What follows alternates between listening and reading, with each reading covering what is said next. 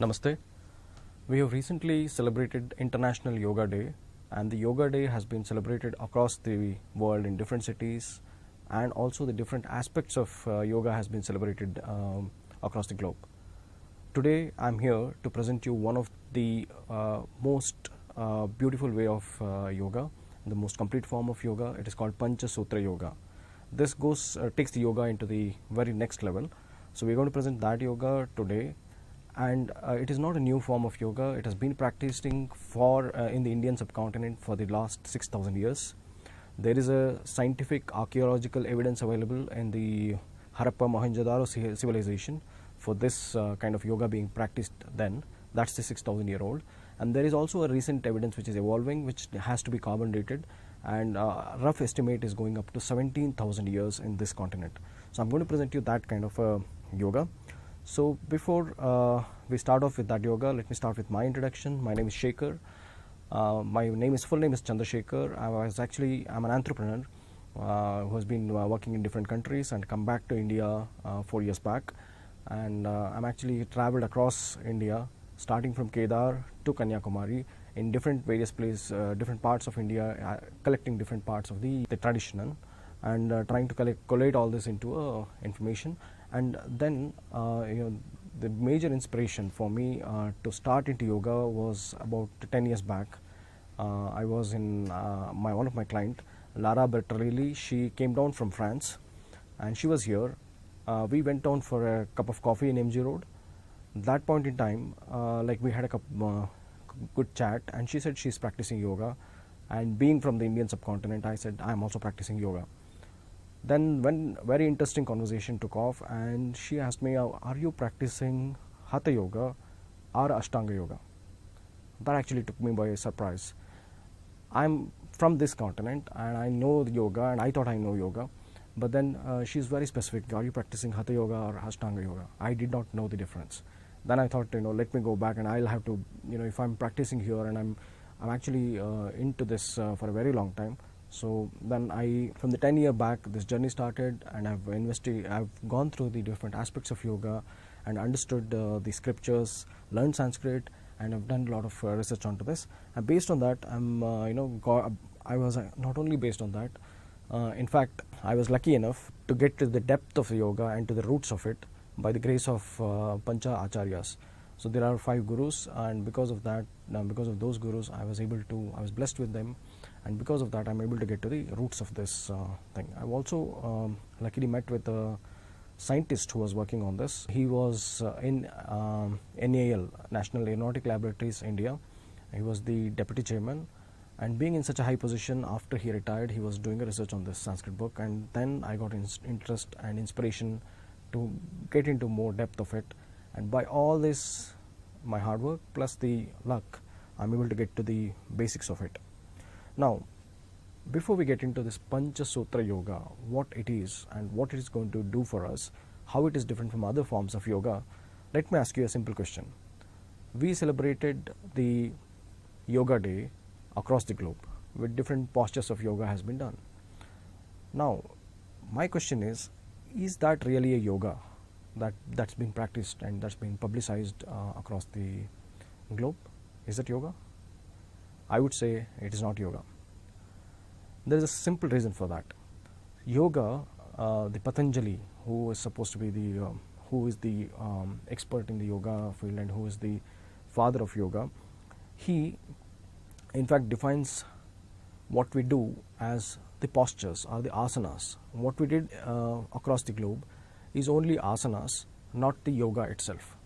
Now you may ask, is asana not yoga? Is it not one and the same? We have to get to the definition of asana. Patanjali says his definition of asana is sthiram sukham asanam. The one which is firm and the one which is comfortable is asana. Now, what is it actually, asana? The Sanskrit word asana directly relates to something called a seat. You walk into a movie theater and you find a lot of different variety of seats there. So those seats are called the asanas. Now the movie is different from the asana.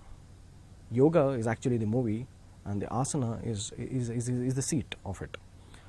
Now we cannot call the seat itself as the movie. Likewise, you can have different variety of seats, but we are actually stuck in the level of seats only. So you can see on the screen, left side you can see the screen seats, and on the right side you can see the different postures of yoga. They are one and the same. By according to Patanjali, it is Thiram Sukham Asanam. Now, what else is there in yoga? Patanjali definition of yoga has 8 other aspects apart from asana. What are these 8 other aspects? Starts with yama, niyama, pranayama, pratyahara, dhyana, dharana, samadhi. These are the 8 limbs of yoga. Now, one of them is the asana. Now, what do all this represent? Like yama stands for our social values, brahmacharya, steya, aparigraha. Like that, there are the social rules that we are supposed to follow, like being truthful, not being harming other creatures. These are the aspects that is described in yama. Niyama comes to personal hygiene and the personal rules that we are supposed to follow. Yama, niyama. These are the fundamentals, the first 2 steps of yoga. Then comes the asana, is the posture or the seat of yoga. Then the pranayama. Pranayama, in pranayama it is loosely translated into as air breathing exercise. But according to the Pancha Sutra yoga that we are going to present today, prana is not equal to air. It is very loose translation. The very simple reason, because there are according to Yoga Shastras and other texts, we have got 10 vayus inside us. Vayu is air. So we got dasha vayus inside us and pancha pranas, or the 5 pranas. Prana is a field. So we got 5 fields around our body. The one is just called a mukhya prana. It starts from our belly bottom up to the top. So if you draw a circle starting from your belly bottom to the top, that is called the prana. Belly bottom to the bottom is apana. Prana, apana, vyana, udhana, and there is one which is equally distributed. It is called samana. So we've got 5 fields. We do not have one prana, but we've got 5 prana. That's why in Hindi and Sanskrit it's called prano. So there have got so these pranas, ayama is not restricting to any rules. Yama is, as I said, is the rules, social rules that we follow. Ayama is taking it away from the rule. Prana, ayama is pranayama. So the definition of the modern day yoga which we celebrate, which we practice today, is restricting the pranayama to the air, but here we take it to the level of field. And next, after pranayama comes the pratyahara. Pratyahara is prati ahara. So prati is, we all of senses, they run after their own food. We think having food, we consider food as the food, but in yoga, the drishti that the eye sees, that is also food. What we hear from our, the shabda that we hear from our ears is also food. So for all the senses, there are different kinds of food which is available. Prati ahara means turning inwards. So the face, we are generally, when we are doing our day-to-day activities, we are focusing outwards to the natural world. And in the yoga, what we do is we turn inward, and we will not see any of this. So that's why it's called pratyahara. So turning inward is called the pratyahara. Dhyana is, according to Patanjali, there is a definition of dhyana, and according to him, so dhyana is, first comes the dharana. Let me explore the dharana first. Dharana is deshabandhasya chittasya dharana. Deshabandha means holding to one object. Your chitta, holding your chitta or your mind into one place is called the dharana. Tatra pratyaya ekatanata dhyanam. So becoming one with that, becoming ekatanata. Ekatana means you become actually one with the continuous flow of uninterpreted attention. For example, to give you an example, you see the sun and close your eyes. There is an image of the sun which comes inside you. So that image which actually comes and flickers and goes away is dhyana. Dharana, it becomes dharana only when it becomes continuous flow without any interruptions, and it doesn't flicker. So that is the definition of dharana and dhyana. And then comes the samadhi. In samadhi, it is beyond all the states. You become one with that. You and that, the object that you are seeing, they will not be two different objects, but then you become one with that. So with that, the dhyana, dharana, samadhi. So These are the 8 limbs of Patanjali Yoga or the Ashtanga Yoga. So what we saw first as the asanas that we practice all over the world, it is a part of one type of yoga. It's called the Hatha Yoga. Hatha Yoga's focus is more on asanas. Hatha actually means by force, doing something by force. Now, doing something by force is the specialization of Hatha Yoga is the asanas. From asanas, we need to move into the Patanjali Yoga, which actually covers 8 different limbs. Now the question is, if all these 8 limbs put together, does it become yoga? To answer this, you can see on the screen, there's an image of the man with all the limbs. So now, if you cut off these limbs and then join them together, does it become a man again? He will not become a man. For example, you take a dead body and take all the cut parts and try to build it together. So man is actually more than the sum of its parts. That is the definition of what is required is the soul. So if you add soul, then he becomes a man. Otherwise, it's a collection of organs. Now, in fact, in most of these Hindu textures and in the most of Upanishads, they give the same example to prove there is an Atma. They cut off your, for example, you take an image of yourself and cut your hand, so that becomes your hand, not you. Likewise, if you keep cutting all your parts, it becomes your parts, but then you will not exist in the end. So the you, what is called as you, or the soul of it, is actually more than the sum of the parts. Likewise, if we put all the ashtangas together, this yoga, it will not become a complete yoga. It's still the parts put together. Now, what is that yoga which starts after this? To know that, Patanjali defines it as, Patanjali's definition of yoga is, he says, yoga chitta vritti nirodha. But there is a definition of yoga which is actually, different from that. You find in Gita, for example. In Bhagavad Gita, they say, Krishna says, yoga karmasu kaushalam. So it is also the work. So it is very, defined in a very different patterns across the different texts. The yoga that we are going to talk about is not the Hatha Yoga. It is not the Patanjali Yoga. So the Pancha Sutra Yoga actually transcends all of this into a new domain. Here, the definition of yoga is Yuj iti yoga. Yuj means union. So the individual consciousness becomes one with the universal consciousness.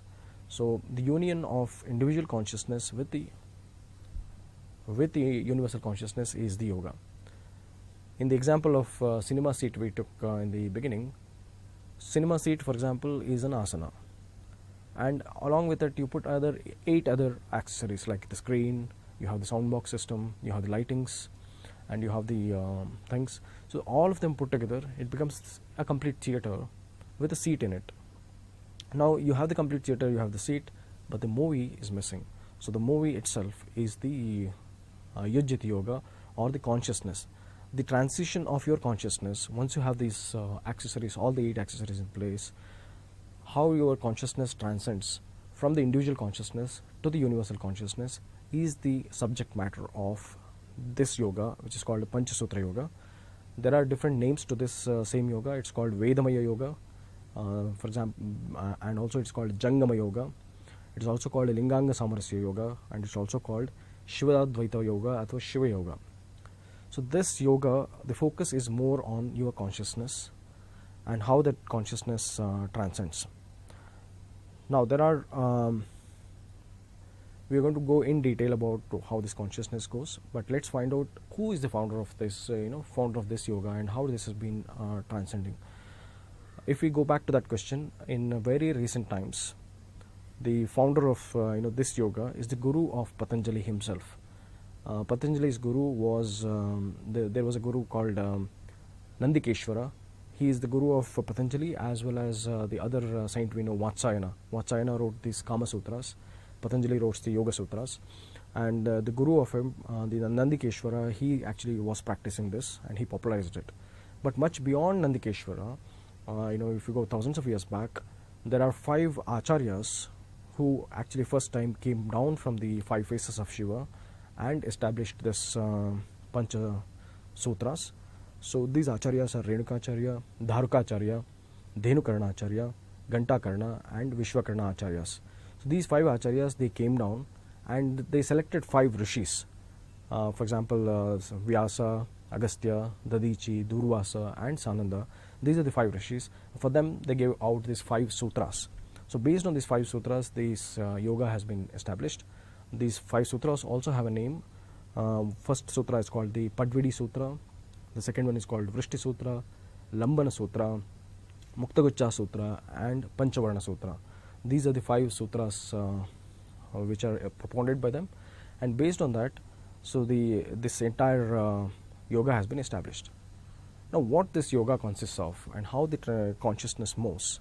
The consciousness moves in 6 different levels, and these 6 different levels of this yoga has been very detailedly explained in a book called Siddhanta Shikamani. So the first level of consciousness, it is called there are different shaktis also. There are different aspects of the consciousness which evolve. First is the Shraddha. Shraddha is the interest. First you establish an interest, and the established interest becomes loyalty, and the loyalty becomes Avadhana. Avadhana is when you completely accept the person, what he is saying, and what the words coming out of him, you will completely accept it, is called the Avadhana. And after Avadhana is the Ananda. You get Ananda by this. And then the Samarasa. Shraddha, Nishta, Avadhana, Ananda, Anubhava, and then the Samarasya. These are the 6 different levels the consciousness goes through. And as and when your consciousness is progressing, it has given the name, the different names have been given to this consciousness. The first level of consciousness is called the Bhakta. Second one is called Mahesha. Third one is called Prasadi.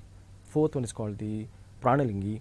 Fifth one is the Sharana, and the 6th one is Aikya.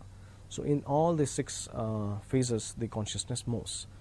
So this yoga is really into consciousness, and it takes yoga into a very different level.